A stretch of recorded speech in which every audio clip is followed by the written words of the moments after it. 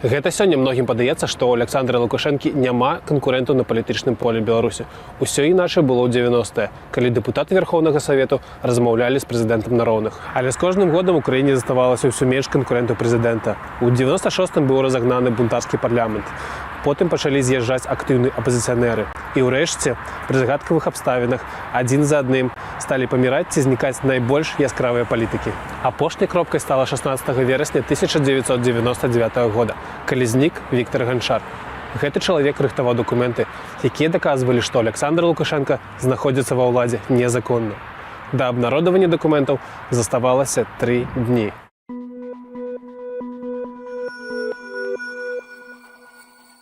Апошні раз Віктора Ганчара бачылі каля лазні на вуліцы Фабрычнай у Менску. Там ён быў разам з Валерыем Красоўскім, бізнесоўцам, які фінансаваў апазіцыю ў другой палове 90-х. Раніцай каля лазні следчыя знайшлі разбітае шкло ад аўтамабільных фараў і сляды крыві, якую потым ідэнтыфікавалі як кроў Красоўскага.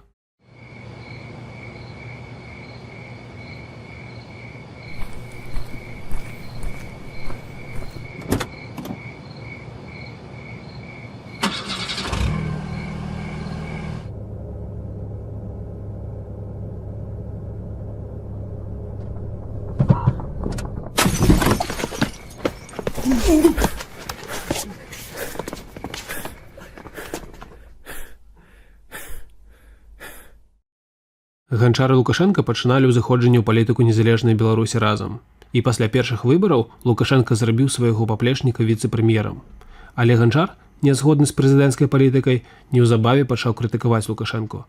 Ягоны сыход стаў першай публічнай адстаўкай ва ўрадзе толькі што абранага прэзідэнта. Віктор Ганчар сапраўды быў адным з самых яскравых палітыкаў канца 80-х, пачатку 90-х.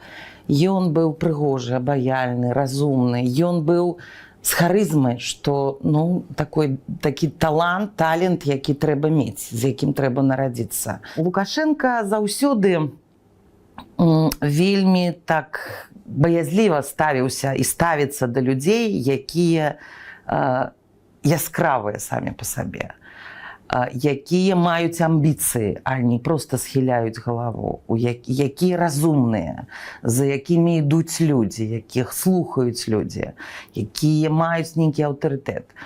І таму ў гэтым сэнсе Віктор Ганчар, як і Булахаў, як і Карпенка, для яго былі сур'ёзнай пагрозай, сур'ёзнымі такімі канкурэнтамі. Віктор Ганчар нарадзіўся ў 1957 годзе ў Слуцкім раёне. Кандыдат юрыдычных навук, у канцы 80-х начальнік аддзелу эканоміка-прававой працы Дзяржэканомпляну БССР, дэпутат Верхоўнага Савету Беларусі ў 1990-95 годах і 1995-96 годах. У 1994 годзе віцэ-прэм'ер Беларусі. У 1995-96 годах старшыня Цэнтральнай выбарчай камісіі. У 1996 годзе Віктор Ганчар быў старшынём Цэнтральнай выбарчай камісіі і адмовіўся прызнаваць рэферэндум, які надаваў Лукашэнку неабмежаваную ўладу. Тады на месца Ганчара, у парушэнні закону, Лукашенко паставіў юрыст-консульта бабруйскага гарвыканкаму Лідзю Ярмошыну. І хоць рэферэндум праводзіўся з парушэннямі і не быў прызнаны міжнароднай супольнасцю, Ярмошына зацвердзіла вынікі. Я думаю, што это было абсалютна незаконна. Справа ў тым, што гэтае пытанне тады вырашаў Верховный Совет. І я у гэтым бачу перавышэнне паўнамоцтваў прэзідэнта. Вельмі кароткі адказ. Аднак адхіленне ад пасады не спыніла Ганчара. Разам з іншымі дэпутатамі ён спрабаваў запусціць працэдуру імпічменту Лукашэнкі. Дзеля гэтага, згодна з Канстытуцыяй, трэба было атрымаць згоду не менш як 70 дэпутатаў Верхоўнага Савету. Усяго 73 з агульнага ліку 198 дэпутатаў Верхоўнага Савету пагадзіліся з тым, што рэферэндум аб Канстытуцыі незаконны, а прапанаваныя змены даюць Лукашэнку неабмежаваную ўладу ў краіне. Імпічмент 96 года, я думаю, што быў бы магчымы, таму што для яго былі сапраўды падставы. Я вось зараз з сабой взяў, напрыклад, распараджэнне прэзідэнта, згодна з якім ён абавязаў усе дзяржаўныя органы выконваць тыя акты, якія Канстытуцыйны суд прызнаў неканстытуцыйнымі. Я думаю, што гэта вельмі сур'ёзнае парушэнне. Былі другія парушэнні, якія былі абазначаны ў заяве дэпутатаў Верхоўнага Савета. Але пад ціскам прэзідэнцкай каманды частка дэпутатаў адклікала свае подпісы, і працэдура імпічменту не была запушчаная. Толькі аднойчы у гісторыі кіравання Лукашенка была сапраўды рэальная пагроза ягонай уладзе. І гэта быў крызіс 96-го года. На працягу ўсяго года. Да, гэта і масавыя вулічныя акцыі пратэста, і потым канстытуцыйны крызіс, звязаны з рэферэндумам і з тым, што Верховны Савет, то есть парламент, не падтрымаў прэзідэнта. Пасля гэтага была створана такая сістэма ўлады, якая проста не дазваляла развівацца, раскруціцца альтэрнатыўны палітычны праект. 1999 год. У гэты час павінен быў скончыцца 5-гадовы тэрмін прэзідэнцтва Александра Лукашэнкі, але новая канстытуцыя 1996 года абнуліла час ягонага кіравання, а таму новыя прэзідэнцкія выбары перанеслі на 2001 год. Олег Ганчар, юрыст па адукацыі, стварыў альтэрнатыўны цэнтральны выбарчы камітэт і правёў альтэрнатыўныя выбары прэзідэнта. Ён таксама рыхтаваў другі імпічмент прэзідэнту. Тады ўлады ўсяляк спрабавалі паўплываць на Ганчара. Спачатку яму прапаноўвалі пасады, потым грошы і ўрэшце пачалі запалохваць. Аднойчы у машыне, калі ён мяне пападвозіў, ён говорил: ведаеш, просто не магу прыйсці ў сябе, там учора прыязджалі і прывезлі мне кейс з грашыма там. Каб я не рабіў тое, што я раблю. А гэта было якраз той час, калі была створана адмысловая камісія Верховнага Савета, ўжо разагнанага, і фактычна шла размова пра імпічмент 2. Таму яму прапаноўвалі і пасаду, і 300 тысяч даляраў. Я думаю, што былі і пагрозы, і чым гэта завершылася, мы ўсе ведаем. Яго забілі.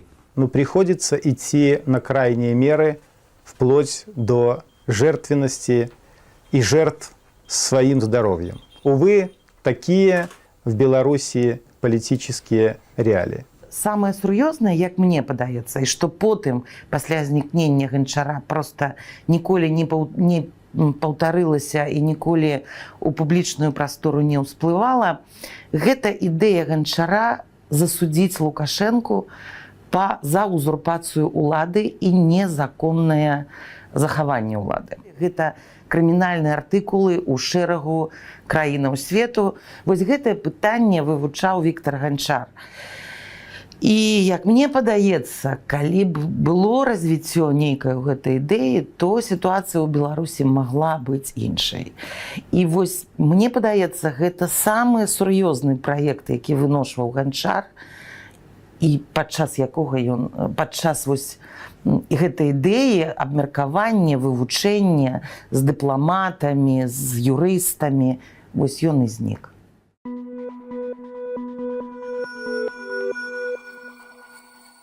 Віктор Ганчар і Валер Красоўскі былі не першымі з беларускай апазіцыі, хто бясследна знік. 7 траўня 1999 году не дайшоў 200 метраў да пад'езду свайго дома Юрый Захаранка, былы міністр унутраных спраў, а таксама паплечнік Лукашэнкі на пачатку ягонага прэзідэнцтва. Юрый Захаранка нарадзіўся ў 1952 годзе ў Рэчыцкім раёне.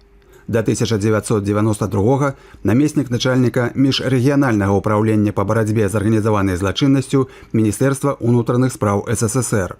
У 1992-94 годах начальнік следчага камітэту Міністэрства ўнутраных спраў Беларусі, у 1994-95 міністр унутраных спраў. Увечары 7 траўня Юрый Захаранка, як звычайна, прыпаркаваў сваю машыну каля пажарнай станцыі на вуліцы Магілёўскай і пайшоў пешкі да хаты. Проста на тратуары з двух бакоў да яго пад'ехалі машыны. Захаранку з сілай зацягнулі ў адну з машын і звезлі ў невядомым накірунку.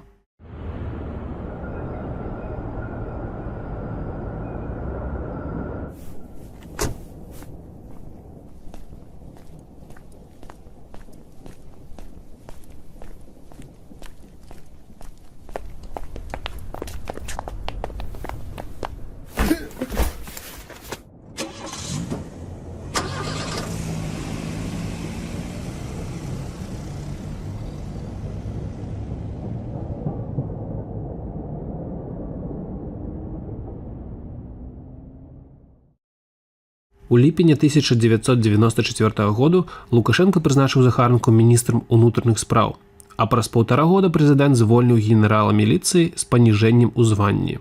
Когда разговаривали мы с президентом, присутствовал и господин Шейман, президент говорит: ты должен выполнить мой любой указ. Я ему говорю: Александр Григорьевич, людей расстреливать я не буду. Конституцию нарушать я не буду. Если ты не выполнишь мой любой указ, тебе наденут наручники. Это запугивание или не запугивание? Это стиль руководства президента. Более слабые ломаются, более сильных добивают, и делается послушная машина государственная, бездумная, щелкающая каблуками. Это страшно. Это страшнее фашизма. Такі міністр быў зусім нязручны Александру Лукашэнку, калі той пачаў канцэнтраваць усю ўладу ў краіне вакол сябе. Прэзідэнту былі патрэбныя людзі, якія выконвалі б ягоныя загады, не азіраючыся на закон. Наиболее яркие политики в 1999 году был, конечно, Захаренко. Он объявил о создании Союза офицеров. Никто не ожидал, что за 2 дня 800 человек присоединится. И это не простые офицеры. Это те офицеры, которые 2 года покинули розыск, Следственный комитет, когда увидели, к чему это возвращается правоохранительная система. Не к реформам, а к консервации идет все это. И, естественно, власть напугала. Когда это целая армия, 800 человек, профессионалов, они могли бы влиться в оппозицию и, естественно, помогать политическим партиям проводить свободные выборы, демократические.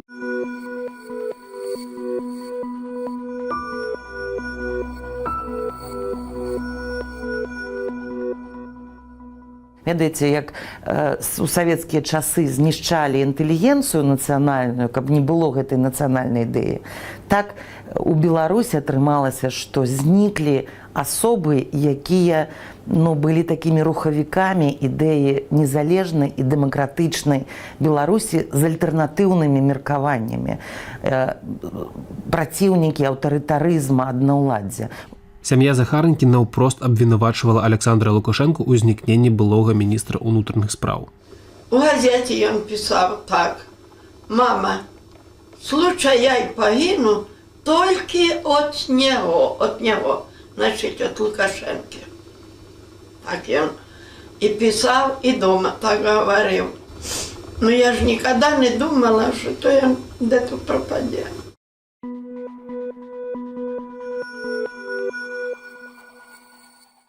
За месяц да знікнення Захаренкі пры загадкавых абставінах памёр яшчэ адзін папулярны апазіцыйны палітык – Геннадзь Карпенка. У гэты час ён акурат пачынаў падрыхтоўку да прэзідэнцкіх выбараў 2001 года. Геннадзь Карпенка нарадзіўся ў 1949 годзе ў Менску. Доктар тэхнічных навук, на пачатку 90-х быў мэрам Маладэчна, дзе правёў дэкамунізацыю, прыбраў абсалютную большасць савецкіх назваў вуліц. Депутат Верховного Совету ў 1990-95 і 1995-96 годах. У 1995 намеснік старшыні Верховного Совету, пазней намеснік старшыні Аб'яднанай грамадзянскай партыі. 31 сакавіка 1999 году Геннадзя Карпенку даставілі ў 9-й Менскі клінічны шпіталь. Толькі праз суткі пасля інсульту яму зрабілі аперацыю па выдаленні гематомы. Усе гэтыя дні ён ляжаў у рэанімацыйным аддзяленні ў несвядомым стане. Палітык памёр о 7 гадзіне раніцы 6 красавіка.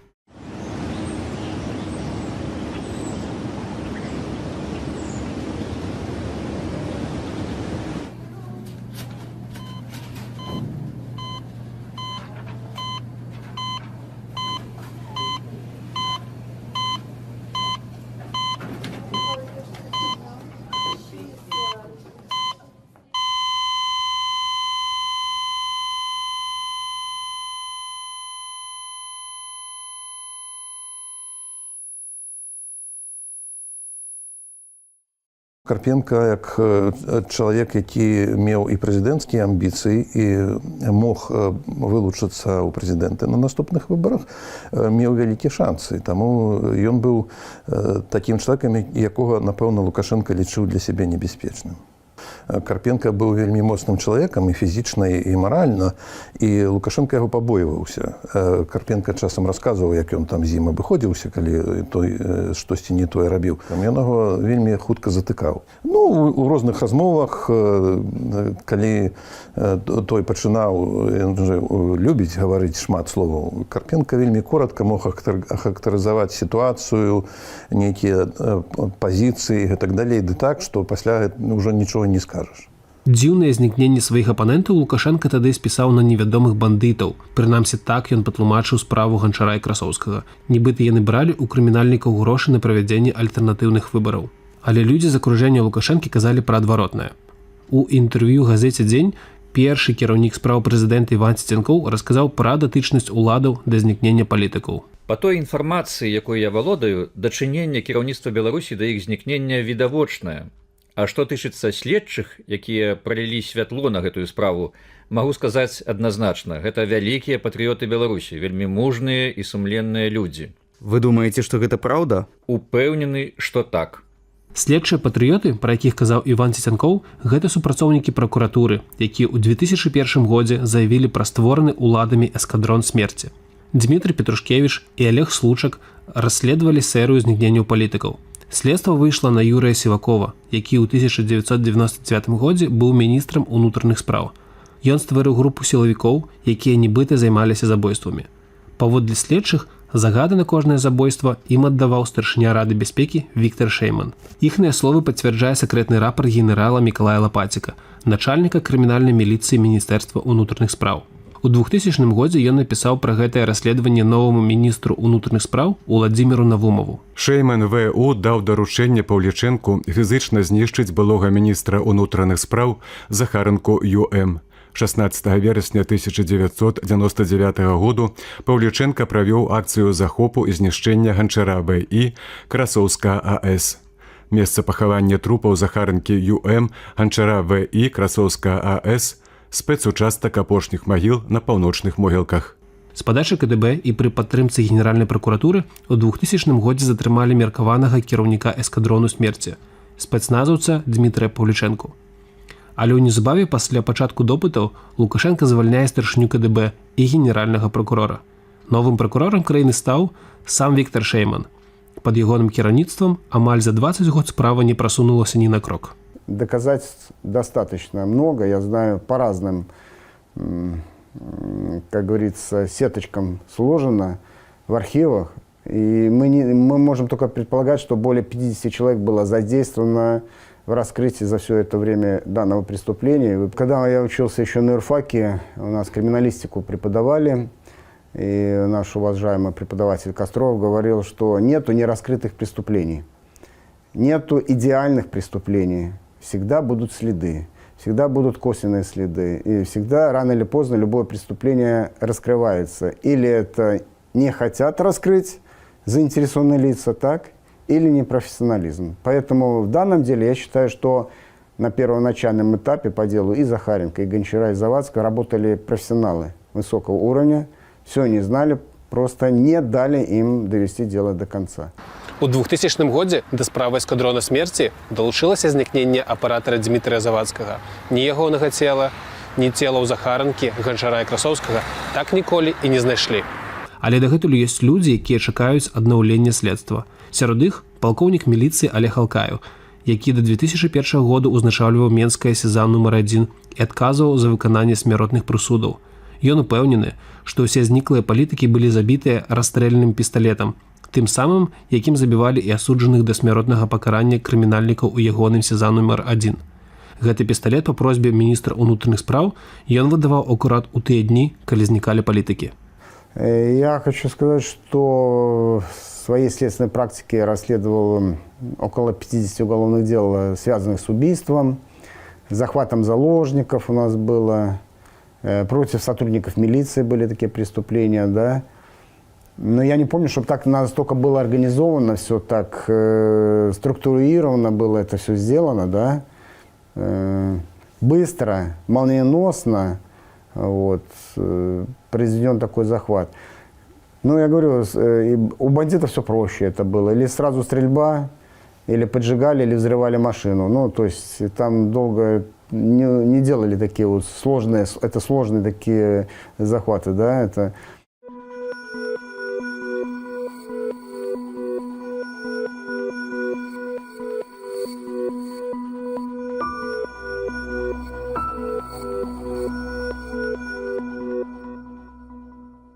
Я думаю, что такой же вариант ждет расследования, как и в Украине. После Кучмы, когда пришло новое руководство, тогда быстро расследовал за 2 месяца, всех установили. Кто-то повесился, кто-то срок 20 лет получил, кто-то до сих пор сидит еще там, понимаете. Но, в принципе, по полочкам, насколько я знаю по своей правоохранительной связи, то практически каждый был привлечен к ответственности, кто был причастен к этому делу. Кроме президента Кучмы, на которого не хватило улик, доказательств. Это было дело Гангадзева, мы все знаем про журналиста. Но оно тоже долго, помните, не расследовалось, пока Кучма был. У 2019 годзе справу зніклых палітыкаў прыпынілі. Следчыя патлумачылі гэта тым, што ім не ўдалося выйсці на след нават патэнцыйных абвінавачаных. Тым часам шмат хто лічыць, што следства зацягвалася наўмысна.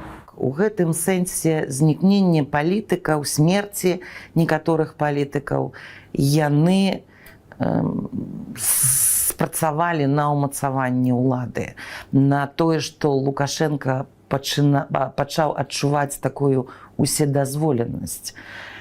Ён датычны, не ён датычны. Я пераканана, што датычны, калі гэтыя справы на сённяшні дзень не расследаваны і лёсы зніклых невядомы. Я лічу, што за гэтыя гады, калі чалавек быў бы недатычны, ён бы ўжо назваў вінаватых, падазраваных, мы б ужо ведалі пра лёсы гэтых людзей і мы б ўжо б суды прайшлі, магілы б знайшлі. Ці іх жывымі знайшлі, я не ведаю. А паколькі ён наадварот усё рабіў, каб не было грамадскай увагі да гэтых справаў і казаў, што ну нічога не здарылася, тысячы людзей знікаюць. Гэта, як па мне, проста пацвярджае датычнасць.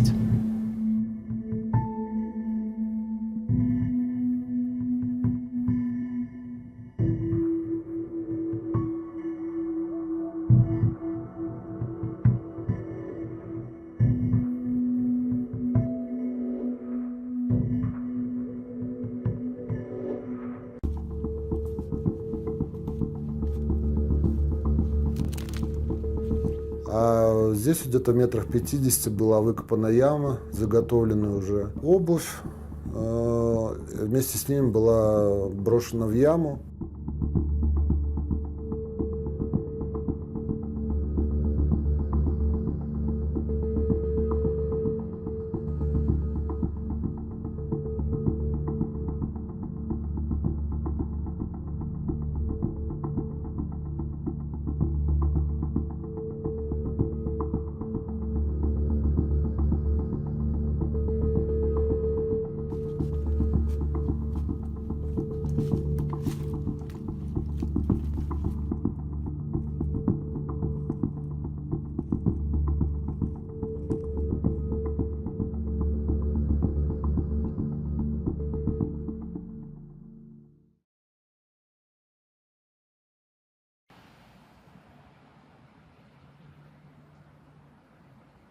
Опасно.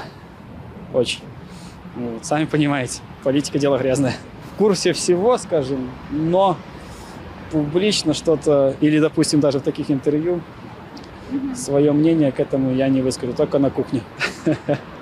Расследования до этого проводились уже в 2000-х годах, и, по сути, человек не сказал ничего нового, то, чего мы не знали. Поэтому, ну, по мне, рано делать какие-то выводы. Надо ждать. Ну, я вірю, що, напевно, політики зникли таким чином. Самого чоловіка, який про это говорит, я особисто не ведаю, не могу сказать. Ну тогда, я думаю, сейчас что-то произошло. Сейчас никто ничего не знает, все шито-крыто. Мы не знаем подробно об этом, абсолютно. Но мы смотрим новости, а в новостях этого не было. Конечно, ненормально, но я-то никак на это повлиять не могу, что я простая смертная. Да и большинство из нас, наверное. Мы в такой стране живем. Ну, думаю, що дуже так, своєчасово по цієї перемови з'явилася новина Я не могу оценивать, правда ці неправда тое, што кажа гэты хлопец, але тое, што ну, у які час это з'явілось, ну, это дае падставу думаць, што это як бы ціск напярэдадні вот перамову 20-го. А где-то там в интернете кое-какая информация проскальзывала. Ну так, знаете, отдаленно. У нас я ничего не слышала. Ну, наверное, потому что не интересуюсь. Ну, я знал это. Я знал, что это было. Вот. И это я когда-то в юности об этом говорил. Но что ж делать? Ничего, когда-нибудь и здесь нормальный, как что-нибудь будет нормально в этом государстве. Да. Не, мы не вникаем, не смотрю новости, извините. Читал статью на онлайнере. Вот. И что думаете об этом? Не знаю, слабо в это верится. Почему? Ну, вряд ли такое может быть. У нас же типа демократическая страна. Нет, не слышала. Я не думаю, что в Беларуси у нас такие события происходят. Я, честно, политикой особо не интересуюсь. Вообще, честно, вот, мы нисколько к этому не имеем отношения, даже не слышали. Былога беларускага сілавіка судзяць у Швайцарыі за датычнасць да знікненняў апанентаў Лукашэнкі. Што трэба ведаць пра гэтую справу? Былога байца спецыяльнага атраду хуткага рэагавання Юрыя Гараўскага абвінавачваюць паводле артыкулу аб знікненні людзей. Пацярпелымі ў гэтай справе праходзяць дочкі зніклых Алена Захаранка і Валерія Красоўская. Ну, увогуле гэты суд для мяне асабіста вельмі важная падзея, бо гэта першы афіцыйны працэс над чалавекам, пакуль што толькі над адным, які быў датычны да выкрадання і забойства майго бацькі. Раней Гараўскі папрасіў прытулку ў Швайцарыі. У 2019 годзе ён прызнаўся ў датычнасці да выкрадання і забойства апазіцыйных палітыкаў канца 90-х гадоў, былога міністра ўнутраных спраў Юрыя Захаранкі, былога старшыні ЦВК Віктара Ганчара і бізнесоўца Анатоля Красоўскага. Юрый Захаранка быў першым кіраўніком МУЗ Беларусі пры Александру Лукашэнку. Ён перайшоў у апазіцыю Лукашэнку і апошнія месяцы перад знікненнем спрабаваў стварыць арганізацыю незадаволеных Лукашэнкам былых сілавікоў. 7 траўня 1999 году яго выкрылі і павезлі на машыне. Цела ягонага так і не знайшлі. Былы кіраўнік ЦВК Беларусі Віктар Ганчар стаў у апазіцыю да Александра Лукашэнкі і в апошнія месяцы перад сваім знікненнем спрабаваў склікаць Верхоўны Савет 12-го склікання і правесці альтэрнатыўныя прэзідэнцкія выбары, лічачы выбары з удзелам Лукашэнкі незаконнымі. Ганчара і ягонага сябра бізнесоўца Анатоля Красоўскага выкрылі невядомыя 16 верасня 1999 году за 3 дні да меркаванага пасяджэння Верхоўнага Савету. Целы Ганчара і Красоўскага так і не знайшлі, толькі аўтамабіль са слядамі крыві. Вось што пра гэта казаў у 2019 годзе сам Гараўскі ў інтэрв'ю Deutsche Welle. Здесь нарисовал посхемно, когда Захаренко 7 мая убирали, когда Гончара убирали 16 сентября, кто убирал, кто был задействован. Паводле Юрыя Гараўскага адбылося гэта на закансерваванай вайсковай базе за 5 кіламетраў ад горада Бягомль, дзе базаваўся Сахар. Здесь вот убили, ну здесь вот получается где-то метров 200 дорога, чуть-чуть в лес, метров 20. Здесь убили Гончара Красовского, а здесь где-то метрах 50 была выкопана яма. Гараўскі сцвярджае, што тагачасны камандзір Сахру Дмітрий Паўлічэнка застрэліў Ганчара і Красоўскага. 9 гадоў таму аб'ект плошчай 2 на 3 кіламетры выкупіў бізнесовец. Свабода супаставіла месца, паказанае на мапах Гараўскім, са здымкамі з закінутай базы за 5 кіламетраў ад Бягомля. Афіцыйнае расследаванне знікненняў вынікаў не дало, а праз 20 гадоў яго зусім спынілі. У 2004 годзе спецдакладчык парламенцкай асамблеі Рады Еўропы Хрыстас Пургурыдыс прыйшоў да высновы, што Захаранку, Ганчара і Красоўскага выкраў спецатрад сілавікоў пад камандаваннем падпалкоўніка Дмітрия Паўлічэнкі. І ўсё гэта адбылося з ведама кіраўніцтва краіны. Даклад ніяк не садзейнічаў раскрыццю гэтых злачынстваў у Беларусі. У датычнасці да знікненняў падазраюцца Віктар Шэйман, былы кіраўнік адміністрацыі Лукашэнкі, Владзімір Навумаў, былы міністр унутраных спраў, Юрый Сівакоў займаў таксама пасаду кіраўніка Міністэрства ўнутраных справаў і Дмітрий Паўлічэнка, на той момант камандзір брыгады спецназу ўнутраных войскаў, адносна якіх з 2004 году дзейнічаюць санкцыі Еўразвязу і ЗША. Інтэрв'ю Гараўскага, якое выйшла ў снежні 2019 года на Deutsche Welle, легла ў аснову справы, якую ініцыявала праваабарончая организация Trial International. После того, как стала известна информация о нахождении Гаравского в Западной Европе, «Весна» совместно с международной организацией Федерация за права человека, ФИДАШ, и Trial International провели работу, и Trial International установила местонахождение Гаравского. После этого были поданы обращения ФИДАШ, Trial International и «Весны» с одной стороны, с другой стороны родных потерпевших в прокуратуру Сен-Галена. Праваабаронцы і юрысты называюць гэты працэс гістарычным. Гэта першы выпадак, калі справы аб так званых эскадронах смерці ў Беларусі разглядае суд. Універсальная юрысдыкцыя – гэта той механізм, які дазваляе прыцягнуць да адказнасці вінаватых, калі нават яны здзейснілі тыя злачынства, сур'ёзныя злачынства на тэрыторыі іншай краіны. Канешне, нельга разглядаць усе крымінальныя справы, напрыклад, там, калі скралі нейкі гаманец, і гэта немагчыма разглядаць у іншай краіне, але калі такія вось злачынства, яны зарэгуляваныя міжнародным правам, і яны з'яўляюцца вельмі сур'ёзнымі злачынствамі супраць чалавечнасці, тады сапраўды так, гэта можна разглядаць у іншых краінах. І, дарэчы, гэта справа, якая зараз адбываецца ў Швейцарыі, яна, канешне, першая справа, асабліва па падзеях, якія адбываюцца ў Беларусі, але гэта не адзіная узбуджаная ўжо справа, менавіта датычна да падзеяў 2020 года і таго, што адбылося пасля, катаванні і тыя злачынствы супраць чалавечнасці, якія адбыліся, такія справы ўжо узбуджаны у Польшы і Літве. Юрія Гараўскага прывезлі ў суд пад аховай швайцарскіх спецслужбаў. Ён хаваў свой твар. Здымаць у будынку суду было нельга. На судзе Гараўскі расказаў пра выкраданне і забойства былога міністра ўнутраных спраў Юрыя Захаранкі. Калі на загад Паўлічэнкі мы паклалі Захаранку ў багажнік, я ўжо тады хацеў з'ехаць. Ці ведалі вы, што гэты чалавек Захаранка? На момант, калі я служыў, Захаранка быў міністрам МУС. Вядома, я знаў, хто гэта такі. Гараўскі дадаў, што думаў, што Захаранку проста завязуць за горад і з ім будзе праводзіцца гутарка, і не ведаў, куды яго вязуць. Пісталет, якім быў застрэлены Захаранка, ім праводзяцца ў Беларусі расстрэлы? Так. Адкуль вы ведаеце? Вы ўжо трымалі яго ў руках? Трымаў падобны. Калі вам стала зразумела, што Захаранку збіраюцца забіць? Калі Паўлічэнка стрэліў яго. Гараўскі адмовіўся ад папярэдніх сведчанняў, што пісталет быў у яго. Сказаў суддзю, што гэта вынік кепскага перакладу. Ён сцвярджае, што сам не быў забойцам. Пра выкраданне былога кіраўніка ЦВК Віктара Ганчара і бізнесоўца Анатоля Красоўскага Гараўскі расказаў. Паўлічэнка сабраў усіх раніцай і сказаў, што едзем затрымліваць аднаго ці двух чалавек.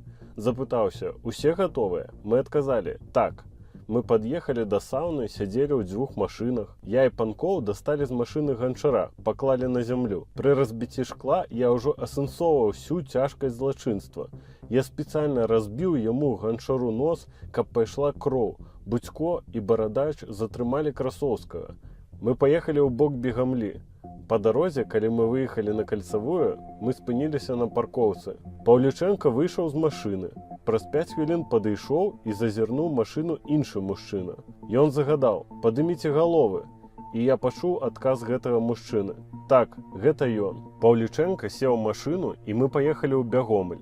У Бягомлі Паўлічэнка сказаў дастаць іх з машыны і пакласці побач. Пасля гэтага падышоў Паўлічэнка і стрэліў спіну абодвум. Па 2 стрэлы зрабіў. Пасля хвілін праз 5-10 сказаў раздзець іх. І калі я раздзяваў Ганчара, то ўбачыў, што ў яго на левай назе няма вялікага пальца. Я запусціў руку ў туфель і дастаў спецыяльную вусцілку. Мы склалі ўсе рэчы ў адну кучу, прыйшоў Балынін і забраў усе рэчы. Юры Гараўскі сцвярджае, што целы Ганчара і Красоўскага удзельнікі эскадрону смерці пасля закапалі, а рэчы спалілі, апроч абутку, бо ён доўга гарыць. працытаваў гараўскі Паўлічэнку. 24 снежня 2019 году ў інтэрв'ю радыёстанцыі «Эхо Москвы» Лукашенко заявіў, што ніхто, акрамя яго, не мог даць каманды аб выкраданні і забойстве палітыкаў. В Беларуси, если я не дам команду, никто не будет совершать эти преступления. Я никогда в жизни не давал и давать не буду такой команды. Ответ простой. Зачем это мне надо было? Зачем? Что изменилось, что не стало в Беларуси 2 или 3 человека? Тем более, как оператор, о котором говорят, там всех кушают, Дима Завадский, который... Он же погиб из-за Чечни и Шеремета. Не надо на меня это грузить. Я не даю таких команд, потому что это мне не нужно было тогда и даже теперь. Лукашенко звязаў заявы гараўскага з тым, што неўзабаве пройдуць прэзідэнцкія выбары ў 2020 годзе. Гэта менавіта вельмі моцнае палітычнае рашэнне, на падставе якога можна адвакатаваць іншыя міжнародныя механізмы прыцягнення да адказнасці. Увогуле, калі такіх прысудаў персанальных прысудаў будзе больш, яны будуць сведчыць аб тым, што ёсць загад з боку вышэйшых уладаў режима Лукашенко, то, конечно, гэта можа быць падставай для стварэння, напрыклад, спецыяльнага трыбунала, які ўжо будзе разглядаць менавіта злачынства, якія здзейснілі і Лукашенко, і яго бліжэйшыя вышэйшыя паплечнікі. 3 гады ці 30 гадоў я не бачу гэтым істотнай розніцы, бо асабіста для мяне гэта нічога не памяняе. Нарэшце будзе нейкая упэўнасць у тым, што адбылося. Усе гэтыя гады яе быццам не было. Пракурор просіць суд пакараць гараўскага 3 гадамі зняволення, 2 з якіх умоўна. Вырак гараўскаму ў справе знікнення апанентаў Лукашэнкі апублікуюць на наступным тыдні.